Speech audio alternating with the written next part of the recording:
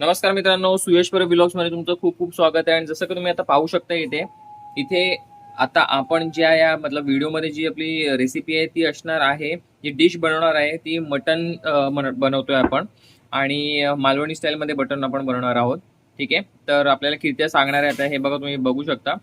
Mutton जे आहे ते मॅरिनेशनला ठेवलं होतं आणि आता याच्यामध्ये काय काय केलंय मॅरिनेशनसाठी ते कीर्ती आपल्याला सांगणार. कीर्ती जरा सांग पटापट.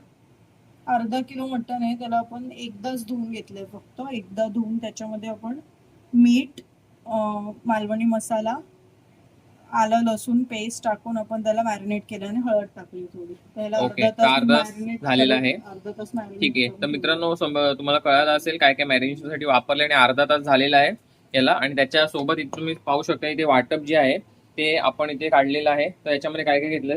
हे आपलं रेग्युलर वाटप जे आपण काढतो तेच आहे. ओलं खोबरं, 2-3 कांदे, आलं लसूण, ओके, म्हणजे अख्ख्या पाकळ्या आल्या लसणाच्या पाकळ्या आणि आलं. ठीक आहे, हे आपण चांगलं भाजून घेतलं तेलात.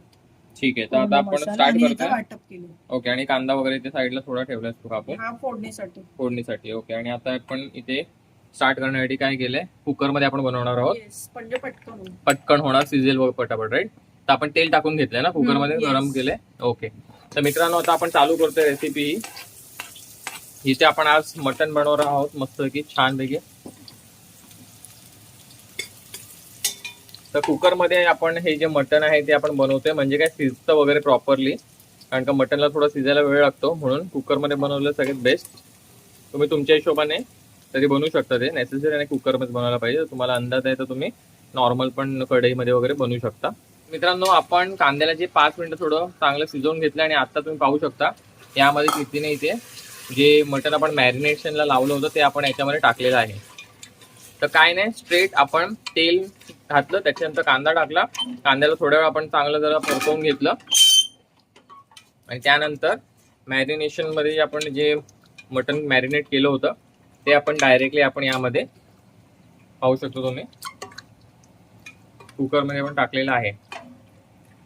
आणि कांदा लसूण पेस्ट वगैरे आहे याच्यामध्ये, तो मटनचा एक छान मस्त येतोय.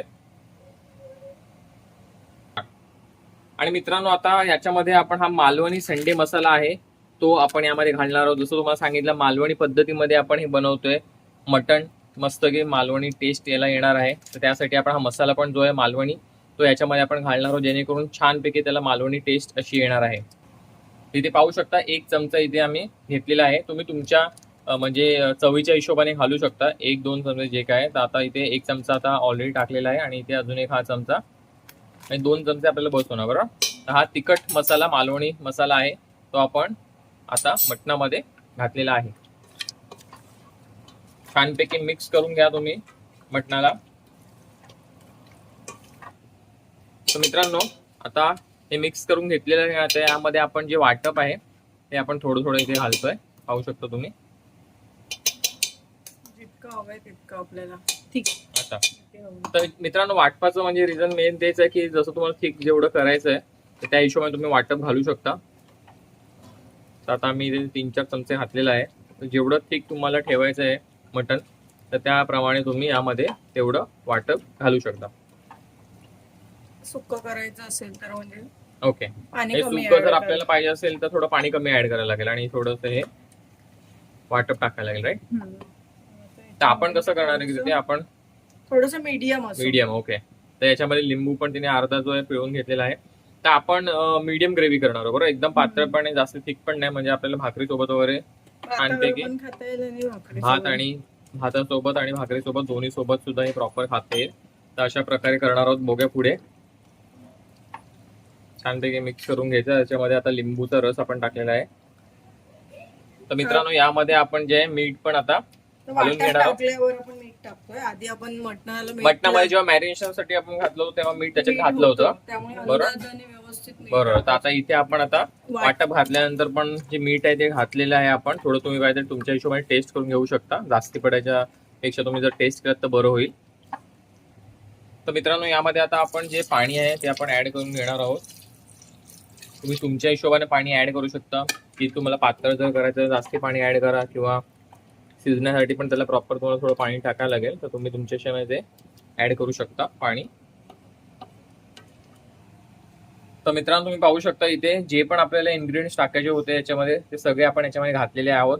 आणि आता आपण याच्यामध्ये थोडंसं पाणी टाकलेलं आहे आणि आता या कुकरला आपण जे आता लावून घेणार आहे आणि आपल्याला एक 4 ते 5 जे शिट्या आहेत शिजवण्यासाठी प्रॉपर याला आता आपण कुकर लावून घेणार आहोत आणि शिजवणार आहोत.